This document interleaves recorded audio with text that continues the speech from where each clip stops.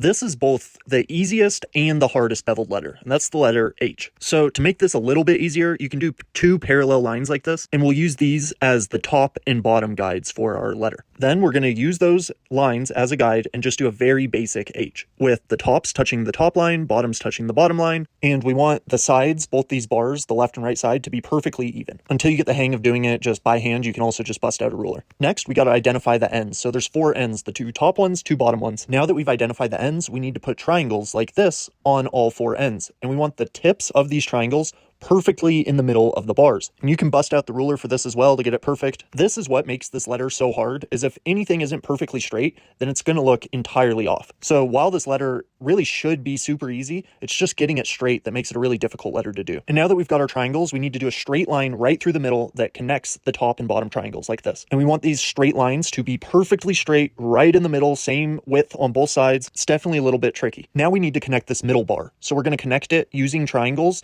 and connect it to the middle line on either side, just like this. And then we're going to add a middle line through this bar, like this. Now it's time to add some color. I'm going to use a lighter and darker green for this and a top left light source. And this portion is really easy since it's such a straight up and down letter. There's no guessing here. The tops are obviously going to get hit by the light, and the left sides of both bars and the top of the middle bar. Super duper easy. You don't got to guess, oh, it's kind of leaning this way, kind of that way. Super easy. Now that we filled in the lighter areas, time to do the dark areas. Once again, really easy. Just everywhere that's on the right or the bottom. Now it's time for highlights. This is a little bit tricky because you want them to remain perfectly straight. And we're just going around the edge of all the light colored sections. In this case, I'm using a light green. If you're using colors, you want to use a light shade of whatever colors you use for this. If you're using grays, you want to use white. And then our last step is our drop shadow. We're just adding a drop shadow to the exterior of all the dark colored areas, just like I'm doing here. And boom, there you have it, beveled H.